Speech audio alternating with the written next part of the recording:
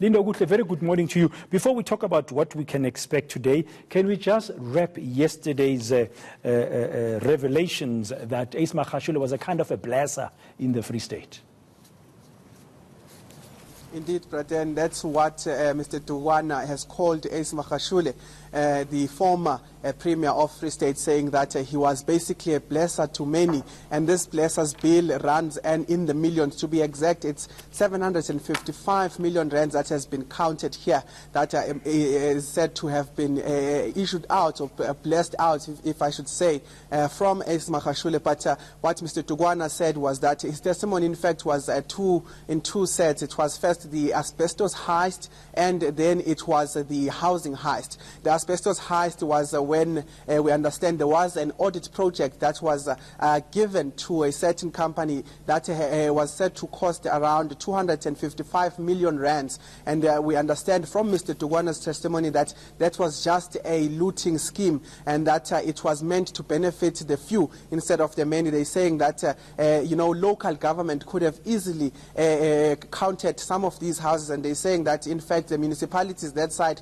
had already known how many houses have asbestos. So you would basically say that this project was merely to go out there, count the houses and see how exactly they can be fixed. But he moved on to the second one, which is when the name of Msebenzi Zwane comes in. They're saying at the time he was the housing MEC, and towards the end of the year in 2009, Msebenzi Zwane is said to have come into the office of the housing MEC, and at the time there was a stern warning from national government to say that if you do not spend the money that is given or allocated to you to build houses for the people of Free State, then it will be taken back by national government. And we understand that Mr. Msebenzi Zwane at the time now came, and in a space of less than 2 months or 3 months, he then spent about 500 million rands paying out companies that we understand some of them were not even specialists in terms of building houses. And what we understand is that 755 million rands was then spent in that way. What Mr. Dugwana said was that this money was benefited some people like Mr. Ace Magashule, who was orchestrating and overseeing all of where the money was intended to go. So what Mr. Dugwana also testified yesterday was that in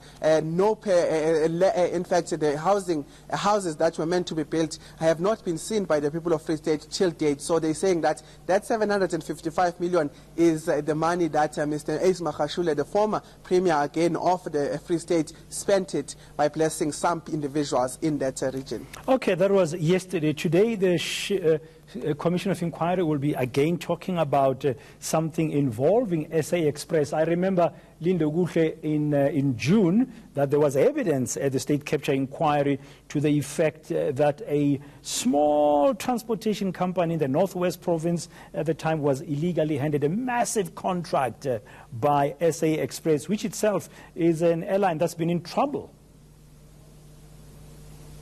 Well, yes, we are speaking about an airline that has been troubled for the longest time, but then, in fact, you're talking about that when we have recent news that they had grounded some of their flights yesterday, and citing that there was technical issues. But, when they asked about whether this had something to do with the money they owed to South African airports, and they simply said no comment towards that. But certainly a company that has been faced or mauled by news of, operational misfortune in this case, if I may put it in that way.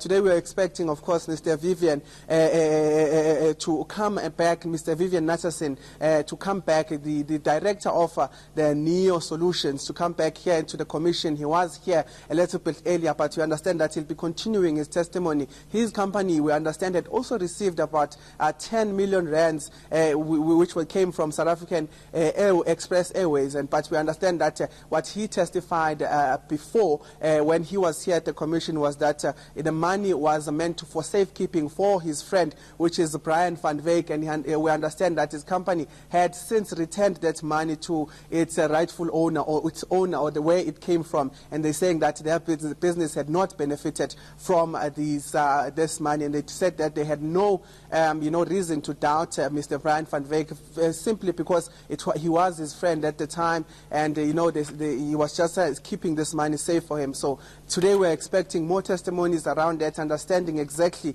what exactly happened there. And of course, maybe we can get to the bottom of what happened. But of course, you're looking back at the fact that this money came from South African Express Airways, which is a company that has all these troubles. And recently, yesterday, when their flights were grounded, you simply cannot afford to, have money that goes out of the company in this type of way. Thank you very much. Lindo Kuhle in Parktown.